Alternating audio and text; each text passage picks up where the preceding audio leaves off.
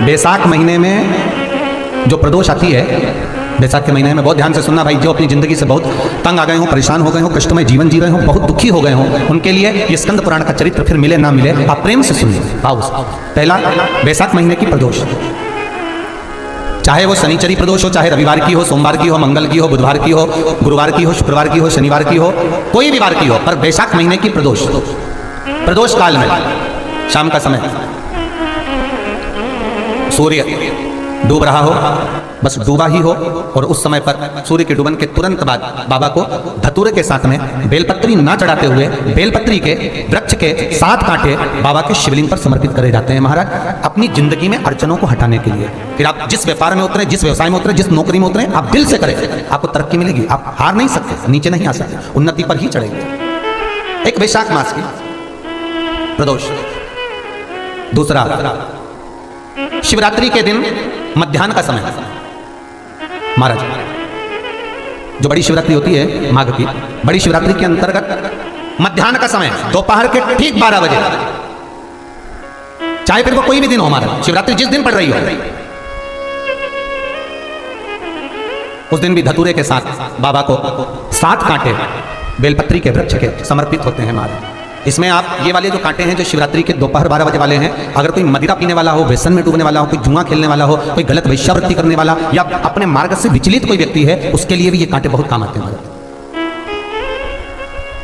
दूसरा, पार्वती तेरे द्वारा तेरे नयन अश्रु से जो प्रकटा हुआ बेल का वृक्ष है, द्वितीय शूल में वहां धारण करते हैं, तृतीय शूल, तीसरा शूल जो वर्णन करा गया महाराज, भगवान श्रावण के महीने में जो भी दूसरा सोमवार पड़े, जो भी पड़े श्रावण के महीने का दूसरा सोमवार, आप सबको पहले भी श्रावण के महीने में जो कथा कही उसका व्याख्यान वर्णन करा कि श्रावण का महीने का महत्व क्या है, वो भी आपको ऑनलाइन कथा में आप लोग सुन चुके हैं, लाइव कथा में श्रावण का पूरा महत्व बताया था कि श्रावण के महीने में शंकर भगवान को पूरा लेखा जोखा का भार प्रदान किया गया था। दूसरा सोमवार, श्रावण के महीने का जो दूसरा सोमवार होता है, उस दूसरे सोमवार में रात्रि के समय पर, अर्थात शास्त्र अब घड़ी और पल का स्मरण करेंगे तो रात्रि के बजेंगे 10 से 12 बजे महाराज, 10 से 12 के बीच में धतूरे के साथ बाबा को शूल समर्पित होता है महाराज। ये भी हमारी बाधाओं को, हमारी तकलीफों को, व्यापार व्यवसाय के लिए, नौकरी सर्विस के लिए, बहुत सारे एग्जाम में आप बैठ लिए, गवर्नमेंट एग्जाम के लिए बैठ लिए, नहीं हो रहा, ये 3 बार मेरे शंकर को बेलपत्री के वृक्ष के शूल समर्पित होते हैं, उसका आनंद पाना। शिव कह रहे हैं ऐसा नहीं, वृंदा देवी 2 कारण हैं जिसके कारणवश घर में बेटे का जन्म होता है और उस जन्म का भाग माता पिता को प्राप्त होता है। दोनों बातों को अच्छे से समझ लीजिएगा कि घर में एक बेटा एक बहू आपकी सेवा कर रहे हैं, और घर में अगर बेटा बहू आपकी सेवा नहीं कर रहे हैं तो उसका फल क्या है। माता वृंदा ने कहा कि माँ जब दूध पिलाती है, माँ अपना रक्त दे देती है, तो फिर बच्चे मुख क्यों मोड़ लेते हैं। शंकर जी कह रहे हैं सुनो वृंदा, ये गौ सेवा का भाग है। धेनुमानस में, गरुण पुराण में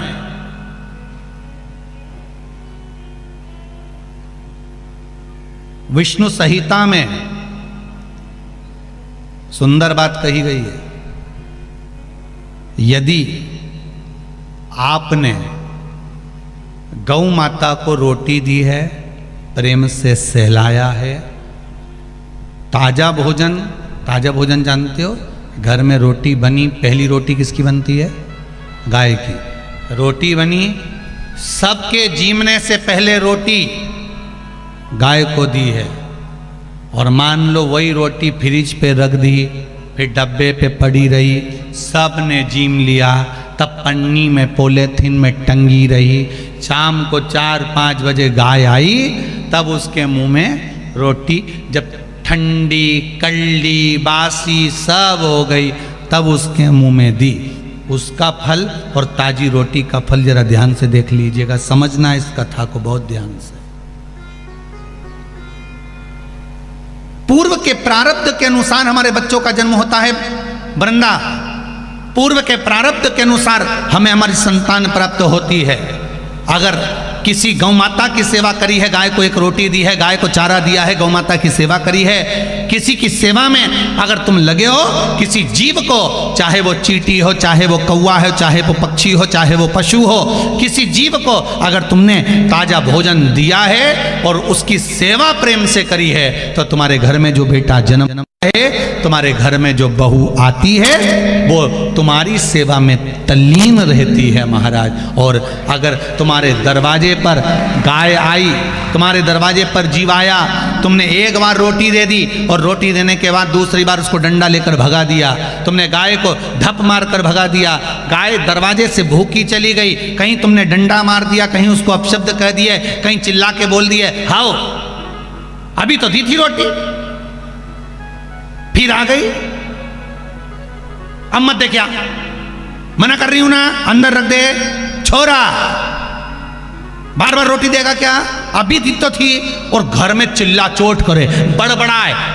गाय को देखकर जब एक बार दे दी ना, बार बार देंगे क्या, जान दे उसको, जा डंडे से भगा दे, या उसको पूंछ दबा के भगा दे, पानी डाल दे, जा उसको जो अंदर घर में गाय दरवाजे पर खड़ी है और एक बार रोटी देने के बाद तुम्हारा मुख बड़ बड़ बड़ बड़ करे, समझ लेना ऐसा ही बेटा और ऐसी ही बहू तुझे मिलने वाली है, जब तुझे रोटी देंगे तो बड़ बड़ बड़ बड़ करे, वही समझ। इसलिए होशियार हो जाओ खरगोन वालों, वो क्या बोलते, सावधान इंडिया, सावधान। फिर वही वाली बात आ गई, मत बुरे कर्म कर बंदे वरना पछताएगा, भगवान की आंखों से तू बच नहीं पाएगा, तू बच नहीं पाएगा। अरे ओ अज्ञानी मत करना दान। क्यों भटके भाई, किस लिए भटक रहा? हमारे यहाँ पर एक प्रसंग बुजुर्ग माताएं बहुत पहले से कहती आई हैं, शायद यहाँ पे भी जितनी बुजुर्ग माताएं बैठी होंगी वो जानती होंगी। 9 महीने में नारी के गर्भ में जब 9 महीने बच्चा रहता है तो कोई एक महीना ऐसा होता है जिस महीने में बुजुर्ग माताएं कहती है कि नदी नाले मत नहाना। बोलो सही है कि गलत है? अरे जम के बोलो जी जी सही है। एक महीना ऐसा होता है, वो 7वां हो कि 6ठा हो कि 8वां हो, जो आपके स्मरण में होगा। कई माताएं कहती हैं और बुजुर्ग माताएं कहती हैं तो बहुओं को लगता है ऐसा कोई होता है, ये तो ढोंग प्रपंच है, ये तो ढकोसला होगा, ये तो ढोंग होगा। पर उसका प्रसंग कई बहुओं ने माताओं से कहा होगा ऐसा कोई होता है क्या कि मैं मायके नहीं जाऊं और ये वाले महीना, एक महीना 9 महीने में एक महीना मेरी माताओं के गर्भ के समय का ऐसा होता है कि जिस महीने में बुजुर्ग माताएं कह देती है कि इस महीने में तुम नदी नाले मत लांगो, अपने घर में रहो, स्वस्थ रहो, ना कहीं जाना ना कहीं आना। डॉक्टर को दिखाने जाना हो तो चले जाओ, मना नहीं, पर नदी नाले लांग कर मत जाना, इधर हो तो चले जाओ। बुजुर्ग माताएं कहती हैं। अब इन बुजुर्ग माताओं को किसने बताया ये कि नदी नाले मत नांगना? वो प्रसंग ये शिव महापुराण की तर्पण, जो शिव पुराण की कथा आप सुन रहे हो, वो प्रसंग यहाँ मिलता है कि स्वधा तप कर रही है और उसके तप करते समय वो अपने बच्चों को जन्म देने वाली है, और उस समय पर यमराज की धर्मपत्नी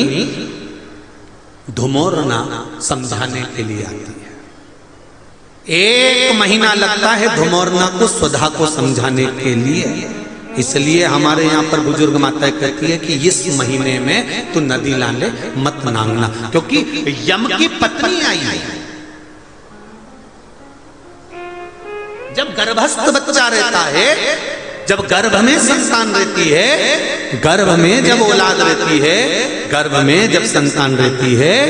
तो नारी के 9 महीने में से 1 महीना ऐसा निकलता है, बच्चा पूरी तरह से स्वस्थ होगा, धड़कन भी होगी, सब कुछ होगा, तुम भी अच्छे रहोगे, और 9 महीने में 1 महीना कष्ट का तो जाता ही है, ये निश्चित है। क्यों? क्योंकि उस समय पर स्वधा के पास में धुमोरना यमराज की पत्नी आकर बैठी थी, जिस समय पर स्वधा अपने बच्चों को प्रकट कर रही थी, तब उस समय पर धुमोरना आकर विराजमान हो गई, यमराज की पत्नी आकर विराजमान। अब नई नई बहुएं तो इस बात पर विश्वास नहीं करती हैं, पर मुझे आश्चर्य इस बात का होता है कि बुजुर्ग माताएं कितनी विद्वान होगी पुराने समय की, कि उनको शिव महापुराण की ये संवाद धुमोरना का यमराज की पत्नी का किसने सुना होगा। और ये बुजुर्ग माताओं को भी मालूम, इनकी सास ने और उनकी भी सास ने और उनकी भी सास ने, मतलब सनातन हिंदू धर्म कितना पुराना सनातन धर्म है, जरा विचार करिए कि वो आज तक चले आया। अब उसको लोग ढोंग के ले, ढकोसला के ले, चाहे कुछ के ले। अब ये तो अब यहाँ बैठकर आप लोगों को कुछ शिव पुराण के, कुछ स्कंद पुराण के, कुछ पद्म पुराण के, कुछ अग्नि पुराण के, कुछ नर्मदा पुराण के कुछ उपाय यहाँ से बता दिए जाते हैं। अब उसमें लोग हमें टोटका वाला महाराज कहें, चाहे जो महाराज के, उनकी मर्जी। आग लगे बस्ती में, सियोर वाला रहे मस्ती, अपने को क्या करना उसमें, वो जो बोले बोलता रहे। जिस